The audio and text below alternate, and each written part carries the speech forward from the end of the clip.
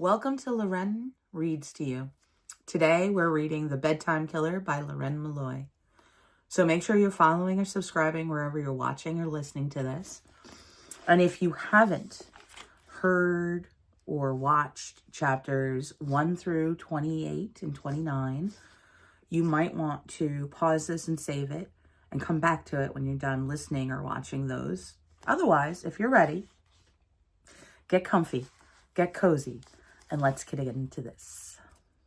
Chapter 30. Driving back to the station, Reynolds received responses coming in rapidly, one after another, of congrats and praising new information. Brewster sent, "Fuck yeah!"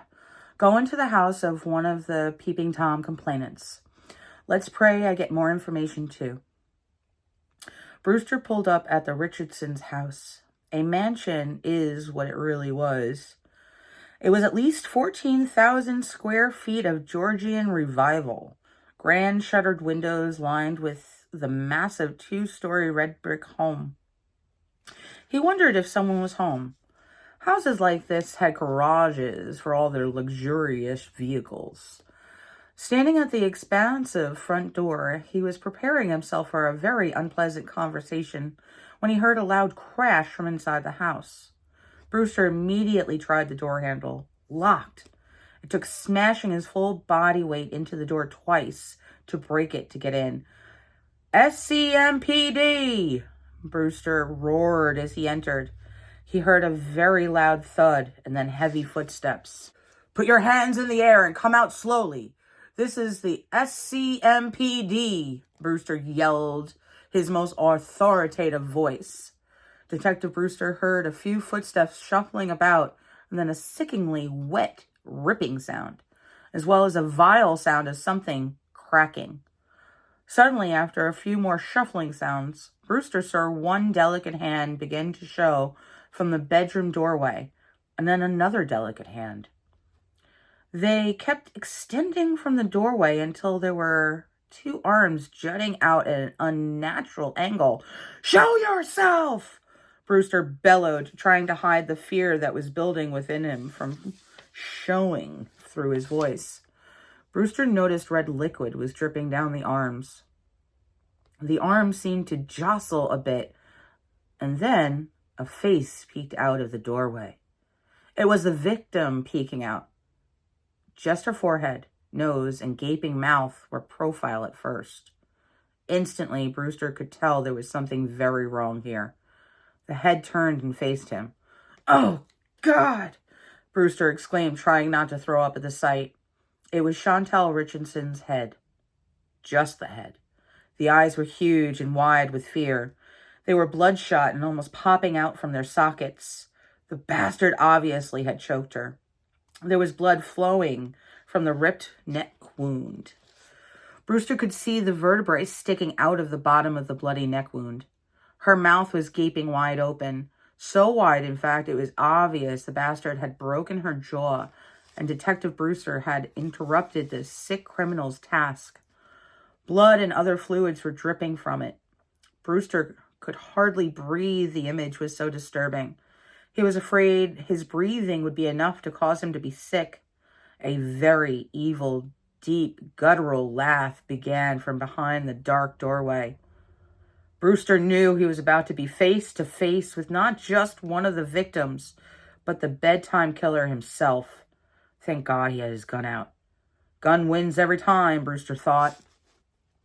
Pointing it out the doorway, he bellowed again in his most authoritative voice. "Come out with your hands above your head, Horace! Now!" The laughter stopped abruptly. Silence filled the air. "Yeah, we know your name, you sick fucker. It's over. The bedtime killer is going to get his justice. The bedtime killer is going to get his final bedtime. Oh yeah, you hear me, Horace? The bedtime killer is going to be put to sleep like the rabid dog you are. This is the end of the line for you. Now come out with your hands in the air." Brewster put all the ferocity he could muster into those last words. Silence filled the air again. Moments felt like hours as he watched Chantal's arms and head seemed to invisibly and slowly float onto the tiled floor like some macabre form of marionettes. Seconds seemed to tick by endlessly before Horace finally slid 1 foot out into the hallway, then the other. A masculine blood-covered arm slowly appeared as well. Soon, all of him was standing before Brewster except one hand, which was still hiding behind the door frame. Horace was covered in blood, and his pants were wide open, with blood and semen caked on. He was vile and disgusting to look at. Brewster made no effort to hide the look on his face.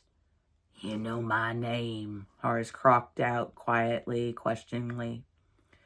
"Yeah, Horace, who works for good-looking landscaping. Every cop and civilian in the entire state will know what you look like when your client, Daring, finishes with the police sketch artist. It's over for you." "Dee Dee?" Horace asked, obviously hurt that she would do such a thing.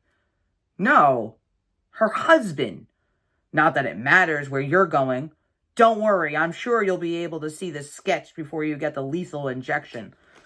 Honestly, if it was me, I'd reinstate torture methods just for you, but unfortunately, the state doesn't believe in inhumane ways of punishment anymore. No matter what, you're history, pal. Now make with the other hand and proceed to walk towards me."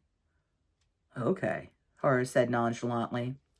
Then, with one fast and powerful flick of his arm, he picked up and threw a letter opener in his hand like a pitcher trying to strike out the runner on third to win the World Series.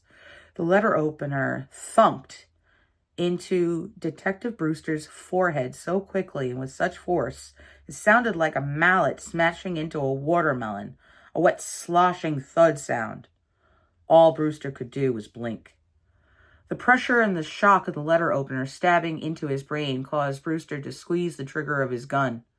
The bullet went wide and penetrated the adjacent wall.